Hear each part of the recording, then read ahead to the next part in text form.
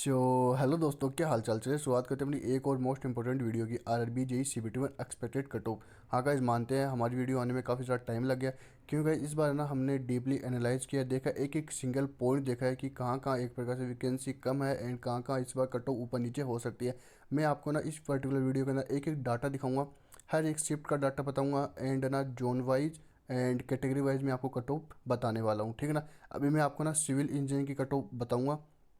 अगर आप other branch से हो तो मेरे को कमेंट बॉक्स में बता के चले जाना। नेक्स्ट वीडियो में इलेक्ट्रिकल मैकेनिकल उनके लिए भी बता दूंगा। लास्ट टाइम भी मैंने ऐसे किया था, पहले सिविल के लिए बताया था स्टूडेंट की डिमांड में, देन मैंने इलेक्ट्रिकल मैकेनिकल का उनका बताया था, ठीक है ना। देखो, इस बार वाला डाटा ना गाइज, मैं ना जैसे कट ऑफ आपको बताऊंगा ना, उसका मैं आपको प्रूफ दूंगा कि ये कट ऑफ मैं क्यों बता रहा हूँ, कम बता रहा हूँ, ज़्यादा बता रहा हूँ, किस कारण से बता रहा हूँ। एंड ना लास्ट ईयर क्या कट ऑफ रही थी, एवरेज मार्क्स क्या रहे थे पर्टिकुलर जोन के अंदर, मैं सारा डाटा लेके आया हूँ एक प्रकार से ना। मैं आपको सब बताने वाला हूँ। देखो इस बार है ना, अगर अपन शिफ्ट की बात करें ना कि कौन सी शिफ्ट एक प्रकार से हार्ड रही थी, तो अपने जो 25 तारीख की लास्ट वाली एग्जाम थी, लास्ट डेट वाली एग्जाम थी, उसके अंदर है ना सबसे ज़्यादा हार्ड बताया जा रहा है। 49 नंबर उनके अंदर एवरेज मार्क्स है, ठीक है ना। उसके बाद में अपनी जो 20 वाली सेकंड शिफ्ट थी, उसके अंदर हार्ड बताया जा रहा है। आप ना ये क्रम देख सकते हो कि कौन सी शिफ्ट हार्ड थी, कौन सी शिफ्ट एक प्रकार से नॉर्मल थी एंड कौन सी ईजी थी। गाइस इसके अंदर बताऊँ सीधा सीधा कैसे इफेक्ट पड़ेगा। जैसे वो यहाँ पे 8 नंबर कम है, 49 से 57 हो रहा है सीधा। गाइस लास्ट टाइम है ना, अगर आपने, क्योंकि बहुत सारे ऐसे स्टूडेंट हैं जिन्होंने लास्ट टाइम एग्जाम दी थी, आरआरबी जेई 2024 की एग्जाम दी थी, उनको पता होगा कि लास्ट टाइम काफ़ी ज़्यादा नॉर्मलाइजेशन के मार्क्स मिले थे।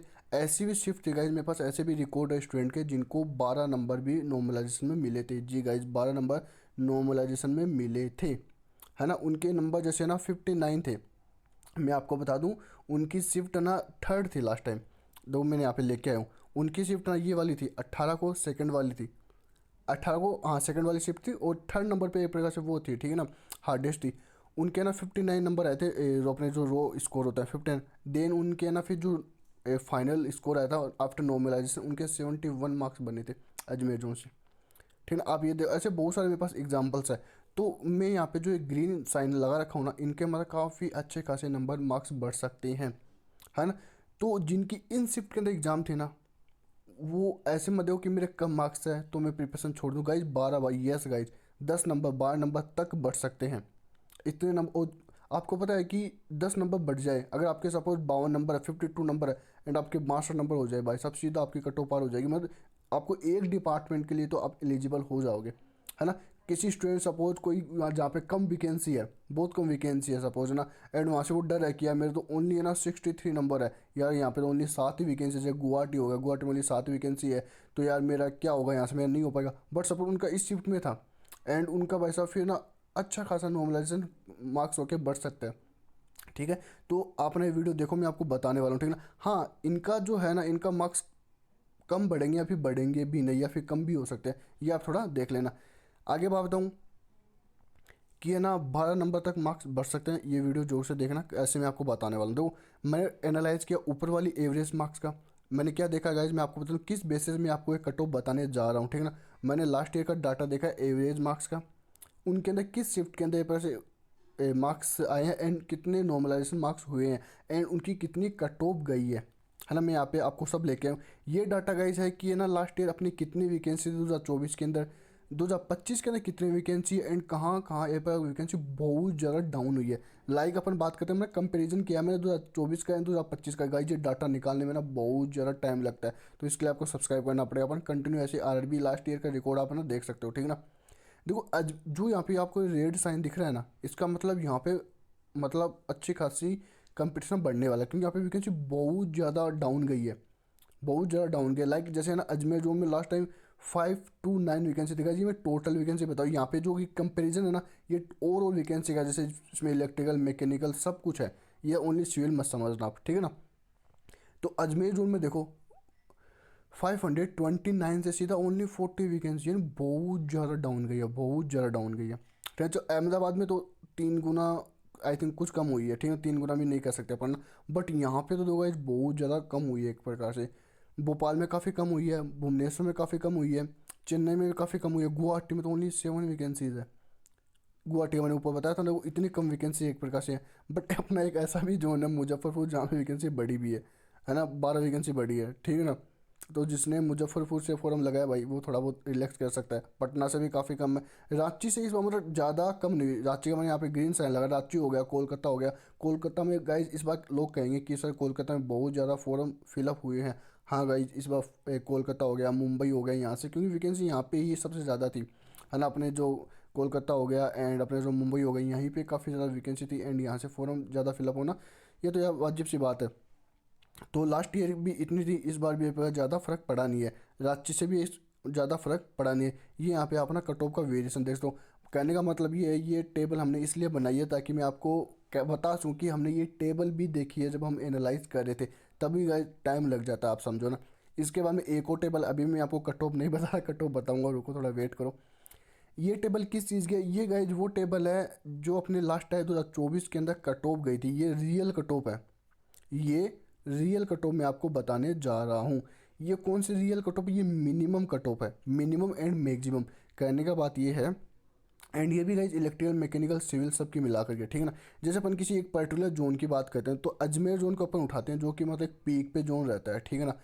पीक में अपन बात करें यूआर की बात करें तो यूआर की ना last time minimum cut off गई थी 51.51, मिनिमम कट ऑफ है।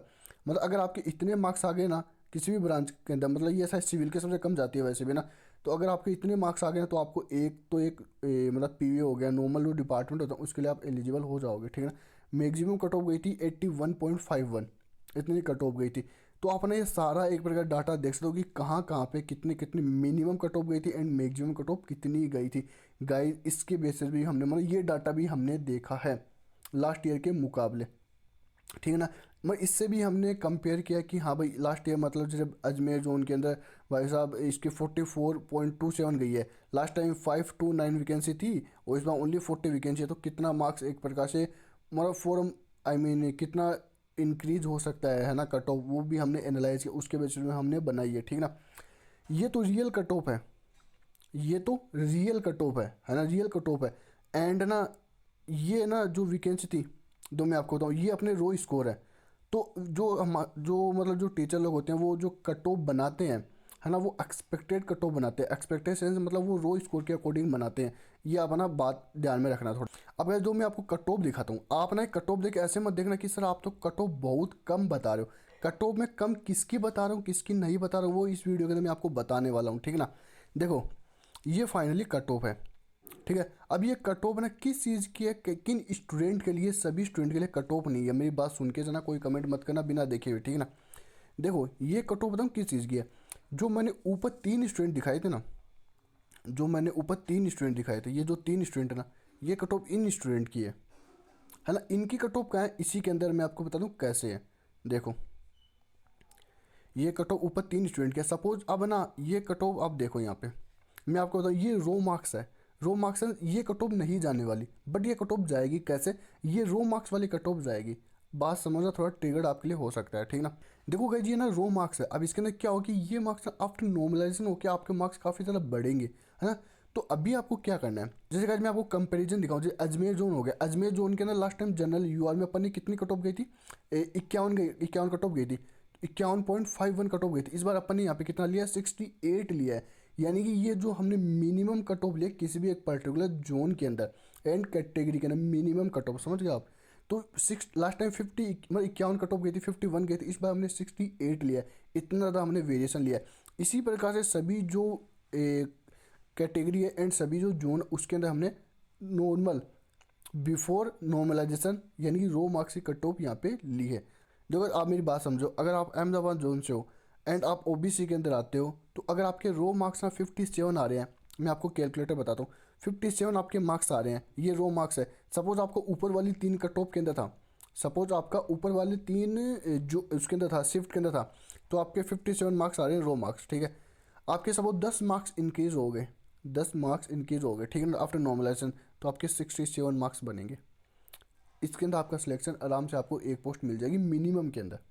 ये कट ऑफ इस प्रकार से बताई गई है।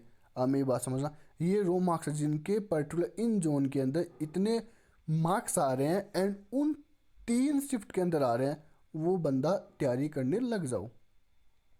आगे बात समझ रहे, वो बंदा तैयारी करने लग जाओ। तो समझ गए आपको ना, जैसे ना 57 नंबर है वो यहाँ पे तैयारी करने लग जाओ।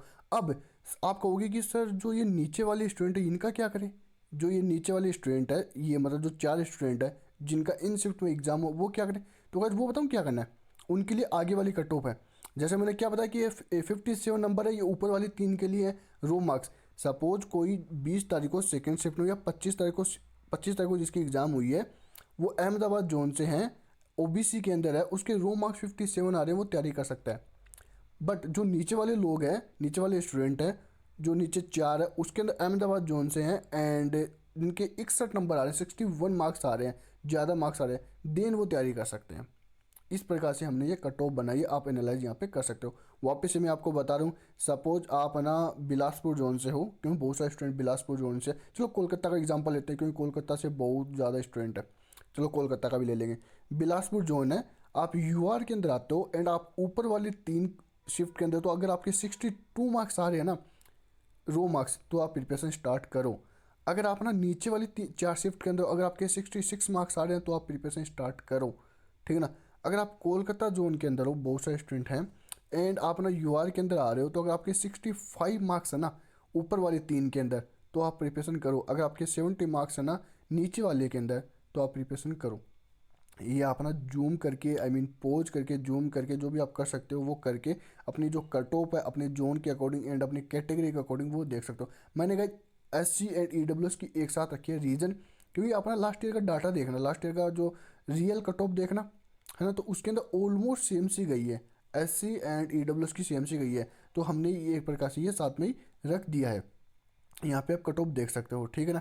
देखो इसके अंदर ना मैं आपको ऐसे नहीं बताऊंगा कि +2 जा सकती है, -2 जा सकती है। मेरे अकॉर्डिंग है ना, जिनके ऊपर वाली 3 शिफ्ट के अंदर है ना, उनको प्रिपरेशन करनी चाहिए अगर उनके इतने मार्क्स आ रहे हैं तो, है ना, जो स्टार्टिंग के मार्क्स है। एंड जिनके आगे वाली 4 शिफ्ट अगर उनके इतने मार्क्स आ रहे हैं ना, तो भाई वो प्रिपरेशन स्टार्ट कर दो। क्योंकि अगर आपके अच्छे खासे नंबर बढ़ गए 10 से 12 नंबर, तो फिर भाई साहब आपकी आराम से कट ऑफ निकल सकती है ना, मतलब आप आराम से नॉर्मलाइजेशन होकर आपके अच्छे खासे मार्क्स बढ़ सकते हैं।